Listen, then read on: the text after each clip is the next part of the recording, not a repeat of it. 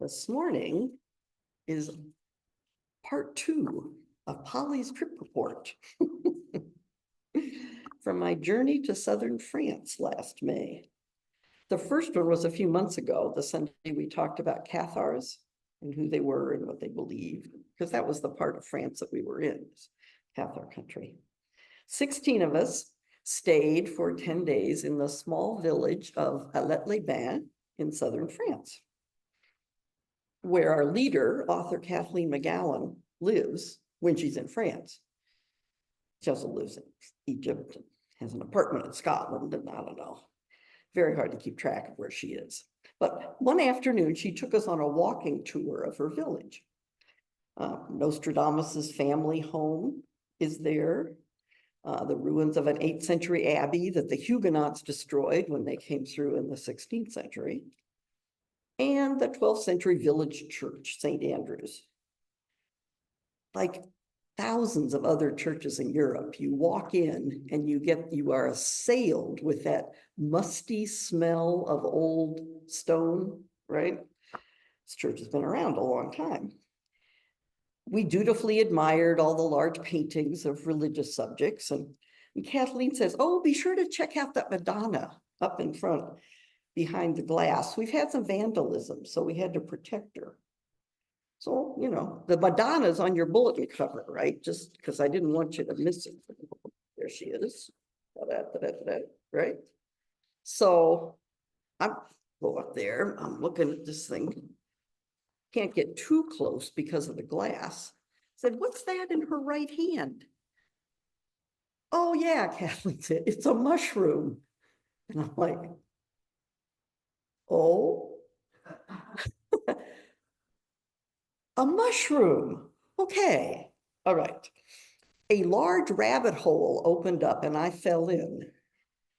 Right? Mushroom in church, and so old. I mean, Kathleen said that this used to be a black Madonna. She's now painted differently, but the statue's been around a long time. What?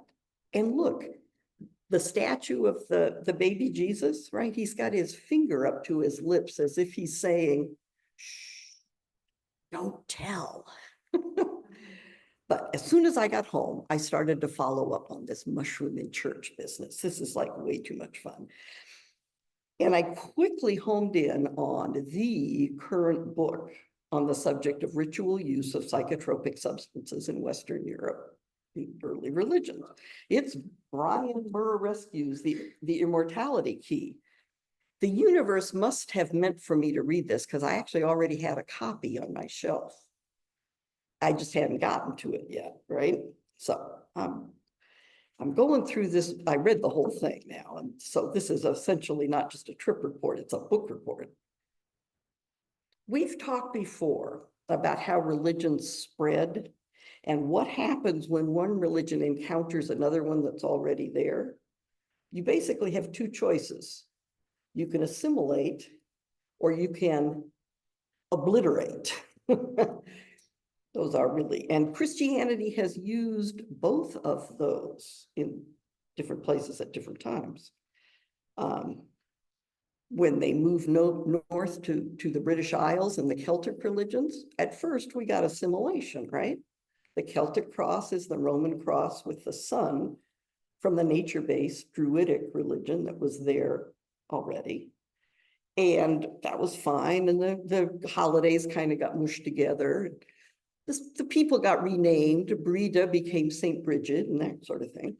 And that was fine for centuries until when the institutional church came into its own, it kind of said, all right, enough of this assimilation stuff.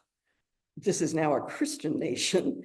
And they basically set about obliterating the remnants of the Druidic religion. They cut down the sacred groves so that people didn't have anywhere to go except church. Yeah, we have such a checkered history in our own religion. So that's just one example. And we talked about Black Madonnas and how one theory about what they represent is a transition from Isis worship, where Isis is there with Horus, you know, the Greek, the Egyptian religion that moved north into Europe. And it just kind of morphed into Mary, seated statues of Mary with the baby Jesus. But we haven't yet looked at what happened when Christianity moved into Greece.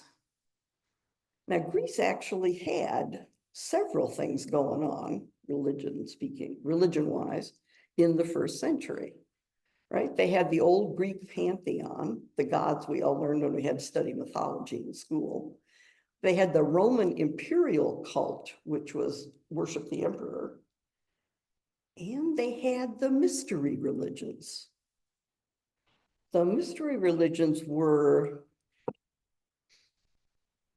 they didn't talk about them much, but Eleusis near Athens was the spiritual center of ancient Greece. And it was in particular, a huge arena where people would gather once a year around the fall equinox for a multi-day ritual and experience that they were sworn to secrecy about. But things leak, you know, there's always somebody willing to tell.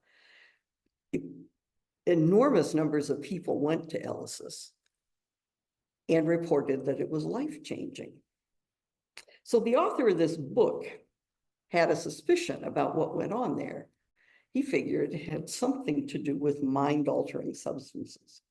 And he set about answering two questions in this book. The first half of the book is, did the ancient Greeks use psychedelic substances in their religious rituals?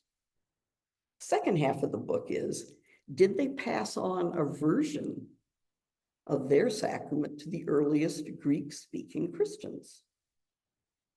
There were lots, right? Paul planted churches in Greece at Corinth and Thessalonica and Philippi. There were plenty of Greek-speaking Christians who'd also been to Eleusis. Well, that's very interesting. So that's what we're going to talk about this morning, is the use of mind-altering substances to experience alternate realities.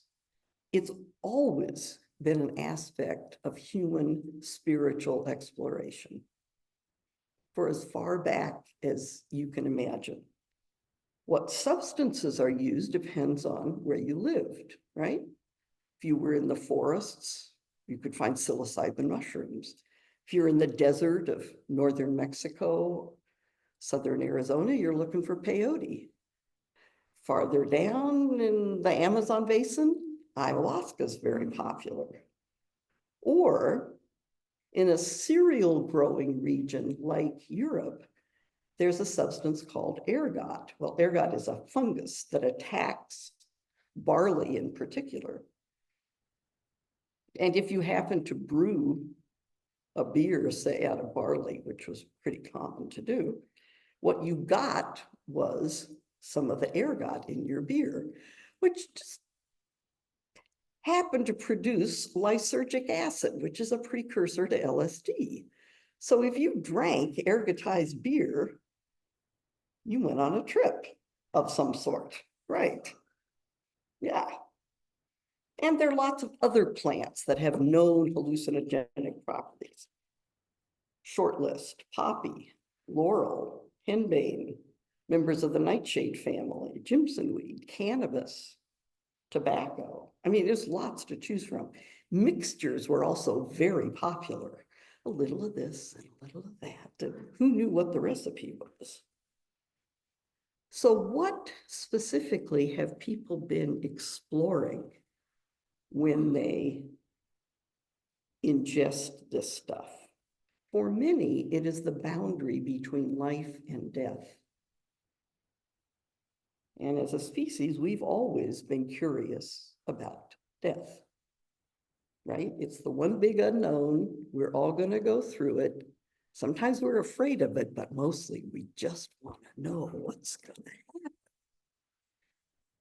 And a common report from an experience with a psychotropic substance is a spiritual sense of oneness with all. It calms your ego mind, right? Lets your right brain take over. And It's the ego self that maintains our sense of separateness from everything else. So you get rid of that and we are all one. Of course, you can find this kind of experience in other ways. From nature, from art, from music, from meditation, from service. It's just that drugs are faster. They're a little less predictable, but they're definitely faster.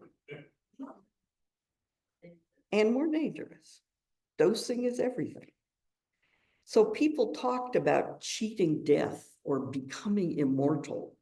And what they meant was this sensation that they've moved to another reality. They interpreted it as practicing dying. So like people who've come back from NDEs, their attitude toward death is now much calmer and much less frantic or worried because, oh, I've been there before.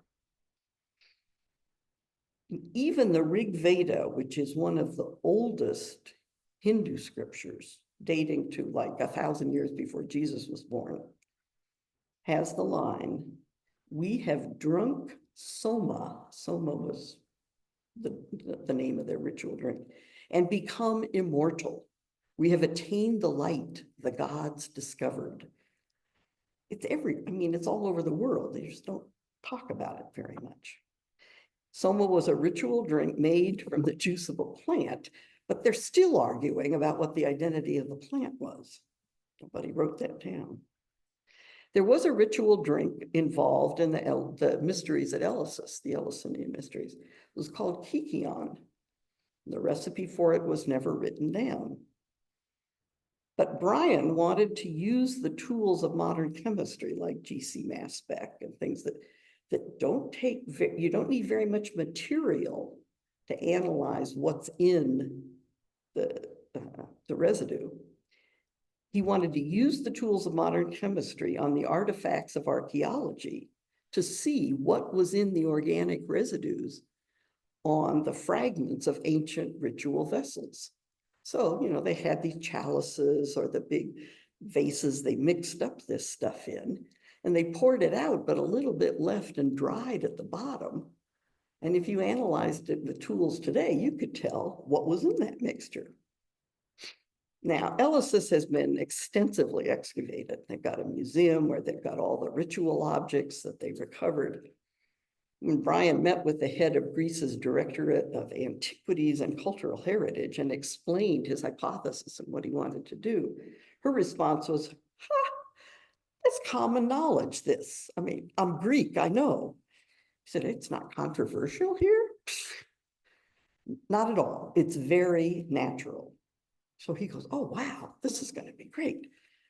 And he gets to Eleusis itself and he meets with the chief excavator, the head archaeologist. And she actually doesn't agree with the psychedelic hypothesis. She wants the mystery to remain a mystery. That's just her personal belief. And oh, too bad. All the objects that had been recovered, the pieces of pottery and all this, they'd all been cleaned and treated for preservation. Well, there goes any actual evidence. Too bad. However, he was not to be deterred. He discovered that, and of course this happened, Greeks didn't all stay in Greece. They migrated and set up colonies all over the place. And one particular Greek colony in Spain, near Girona, Barcelona, that kind of area, had actually been extensively excavated. So he just leaves Greece behind and heads on over to Spain. And he meets with the chief archaeologist there. She's happy to help him work on, and all of her stuff is, as it came out of the ground. Now, naturally, the Greeks would have brought their mystery ritual with them because they're not like heading all the way back to Eleusis every year just to get high. So there was stuff happening at this colony. And sure enough, she discovered in the you know, there were houses and all these, but there was one particular room that had altars and vessels for all these various rituals and brewing vats. And some graduate student had actually already taken on the project of analyzing what the residues were in the vats. Of course, he'd gone back to school, so Brian had to find him. Do you have the data? It's around here somewhere. You know, it takes him months to locate the data he's already gotten. But sure enough, there was the signature trace of ergot in the vessels in the Greek colony in Spain.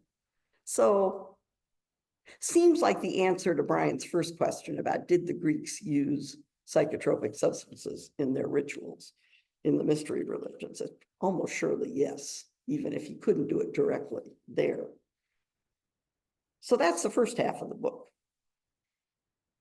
Now he's asking the question, what happens when these Greeks start becoming enamored of the message of Christianity, right? Paul has been around preaching. He's planted these churches.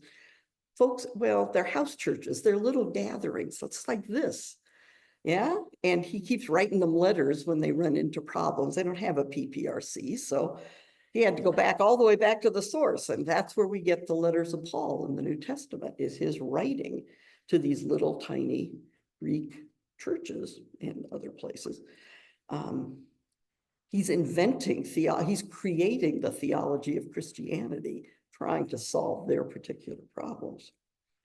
The difficulty that Brian now faces is that it's not obvious where to go to find artifacts of what they were doing in their ritual meals when they got together, because there weren't churches. It's not like you can go to a place and ask, what did you use for communion? They weren't building churches yet. And you don't even know exactly what artifacts you're looking for. They were just having dinner. So the investigation shifted from, say, a ritual meal in a gathering, like a house church, to a very interesting, widely practiced ritual known as graveyard feasting. This apparently crosses cultures all over the world. I mean, in sites as far back as Göbekli Tepe in Turkey, which is like 12 or 13,000 years ago, in multiple archaeological sites around the world, they've discovered the confluence of people gathered in a place where burials have happened, because they've got all the bones, and feasting and vats for brewing liquids. So all those are in the same place. And from that, they construct this story that these cultures came together in places where burials had happened. They had ritual meals and drinking that involved these, mind-altering substances. So they put themselves in a situation where the spirits of their ancestors are nearby, and they have now prepared their minds by, opening them up to communicate across the veil. Yeah. What do we do now today that sounds a lot like graveyard feasting? Dia de los Muertos, right? I mean, if you do it right for a week or however long the celebration lasts, you're in the cemetery. You're cleaning off the grave and you're having meals and drink and, so forth. It's the modern inheritance of this tradition that exists all over the world. In Pompeii, they even found vessels with remains they could analyze that included grape, so it was a wine based instead of beer, grape with opium, cannabis, 2 species of nightshade, And just for fun, the bones of lizards and toads. Yeah. It's fascinating, this graveyard feasting idea, but it makes total sense. Your ancestors have gone ahead, they've crossed that veil, they know things that you don't, and maybe they'll communicate with you. So Brian is now wondering if early communion was maybe actually a funeral banquet. So instead of visiting churches looking for communion vessels, he's visiting catacombs and places where they buried people early. So two of them in particular that were kind of interesting. He's back in Rome now, and I don't know who this guy, Brian's a lawyer, I don't know who he knows, but he got into a bunch of places controlled by the Vatican that required he described the paperwork. He said, I haven't had this much fun since the bar exam. It was horrendous what he had to do to get permission to go into these places. But he got into the Vatican secret archives, and he got into the library of the, what do they call it? The Congregation for the, that big long name that Benedict was in charge of for so long. Yeah, you know what I mean. Anyway, that Rome is like this incredible source of artifacts and information that hardly anybody gets to see. But anyway, he got into a place called the Hypogeum of the Aurelii, which is basically the catacombs of the Aurelius family. And what he found were frescoes that were still partially intact. So instead of analyzing residues on vessels, he's trying to figure out from the art that's still on the walls what was going on. And in one of these frescoes, there's a picture of people around a table and they're eating and drinking. And in the background is a woman standing by a floor loom. You remember from mythology who's associated with weaving with a loom? At least, well, there's several, but at least one of them is Circe. Yeah, she was the one who was alone on this island where, Odysseus and his men show up, and she uses her plant magic to turn his men into a herd of swine. Circe is the epitome of the plant woman. She knows, well, she didn't have anything else to do on this island, right? So she taught herself all this amazing stuff that you could do with plants. So there she is in the picture, and he's like, wonder if that's a clue about what they're eating and drinking around this table. Very, indirect evidence. And the last place he reports on is the necropolis that's underneath St. Peter's Basilica, like literally underneath. The tomb of the Julii in particular, the ceiling has Jesus in the middle, and the whole rest of it is covered with grape leaves.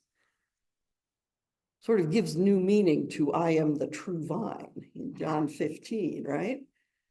Well, it's pretty interesting. That's very indirect evidence, which is why the answer to Brian's second question is very possibly, but you really don't know. There really isn't hard evidence for that question about was communion a trip early for the Greeks. But in any case, the institutional church moved to shut down the plant-based activities pretty definitively. They razed Eleusis in the 4th century. I mean, just completely destroyed it. So no more kykeon, no more gatherings, no more mystery religion. Come to church instead. Big shoes to fill. But the plant knowledge, which had been painstakingly acquired over centuries, didn't disappear. It just got quiet. Who were the people primarily who held on to all this knowledge, who knew where the plants grew and gathered them and preserved them and dispensed them and passed on the knowledge to the next generation? They were the women, right? Because plants were our first source of medicine. Yeah, I mean, it's a pharmacopoeia out there. You got a headache here, brew some tea with willow bark, right? It's got salicylic acid in it, aspirin. I mean, there are hundreds and hundreds of things like that. Plants also provided poison if you needed to kill somebody quietly. Oh, don't think that didn't happen. And they also provided ecstatic trips if you were careful. Gotta be. Dosing mattered. And the medicine and the poison were okay, but the church really objected to the ecstatic trips because that was like a spirituality that they had no control over. Yeah. So what do you do when you want something like that to stop? The plant women had to go. They became witches, and children were taught to be afraid of them. It's not a coincidence that the Inquisition went after witches. Thousands of women burned at the stake. Yeah. And their daughters too, because not only did they want to wipe out the information, they wanted to stop the transmission of it. Just, halt it. He has several sub-themes in this book, and one of them, this line just made me laugh when I read it. Women and drugs, two of the biggest thorns in the side of the church. Okay, well, that tells you where he's coming from. Thorns in the side of the church. Yeah. So, in short, what did I conclude from all of this? First, people have always been curious. It's part of what makes us human beings, right? Always been curious, and especially curious about what happens when we die. Psychotropic substances have always been part of those explorations. And there's always been a tension between the explorers and the powers that be, right? Whether it was the priests in Leviticus saying, do not practice witchcraft, which tells you, by the way, that it was going on. Because if it hadn't been, they wouldn't have bothered to give you a ruling about it, 1000 BC or whenever Leviticus was put together. That was the priest manual, that book. So all the way that far back, the church and the Inquisition, it's basically do not practice witchcraft. Second, the earliest ritual meals were funeral feasts in the graveyard, often including spiked beer or wine. These meals preceded Christianity and continued after it arrived in many different cultures. That's pretty interesting. And third, whatever was happening in Alet-le-Bain at the time that statue was created is still to be discovered. But you can imagine, right? It's pretty old. Okay, so